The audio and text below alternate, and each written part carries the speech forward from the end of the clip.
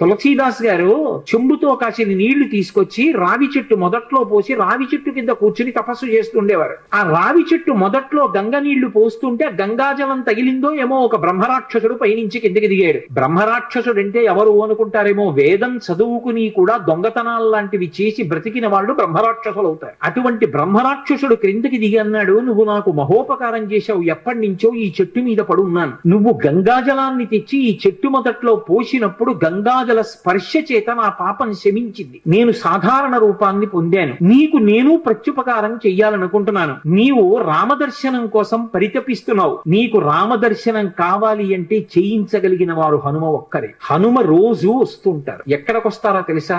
ఎక్కడెక్కడ రామనామం జరుగుతుందో, ఎక్కడెక్కడ రామనామం ప్రస్తావనకు వస్తుందో, ఎక్కడెక్కడ రామ కథ చెప్పబడుతుందో అక్కడ ఉంటారు. కాశీలో హనుమాన్ ఘాట్ లో ఒక వ్యక్తి రోజు రామాయణం చెప్తున్నాడు. అక్కడికి వచ్చి కూర్చుంటారు. ఎలా గుర్తుపడతావో తెలుసా? అందరికన్నా ముందు సభలోకి వస్తారు. అందరికన్నా ఆఖరణ కళ్ళ నీళ్ల పెట్టుకుని ఒక్కడు తలదించుకుని నడిచి వెళ్ళిపోతూ ఉంటాడు. నువ్వు గుర్తుపట్టి వెంట వెళ్ళు అన్నారు. తులసీదాస్ గారు హనుమాన్ ఘాట్ కి వెళ్ళి కూర్చున్నారు. అందరికన్నా ముందు ఒక వ్యక్తి వచ్చాడు రామాయణం వినడానికి. అందరూ వెళ్ళిపోయిన తర్వాత తల ఉంచుకుని కన్నులమ్మట నీరు కారుతుండగా వెడుతున్నాడు. తులసీదాస్ గారు ఆయన వెంటపడ్డారు. ఆ వ్యక్తి కనిపెట్టాడు, ఎవరో నన్ను వెంబడిస్తున్నారని. ఆయన హనుమ ముందు వెడుతున్నవారు. వెనక్కి తిరిగి గద్దించారు. ఎందుకు నా వెంట వస్తున్నావు? ఆగక. కాదు, నాకు రామదర్శనం కావాలి, నీ వల్లే జరగాలి. వెళ్ళి కాళ్ళ మీద పడ్డారు. కాళ్ళ మీద పడితే ఆయన ఒక స్థలాన్ని చెప్పారు. అక్కడ కూర్చుని నువ్వు జపం చెయ్యి, తపస్సు చెయ్యి, నీకు రామదర్శనం అవుతుందన్నారు. తులసీదాస్ గారు కూర్చుని తపస్సు చేస్తున్నారు. తపస్సు చేస్తుంటే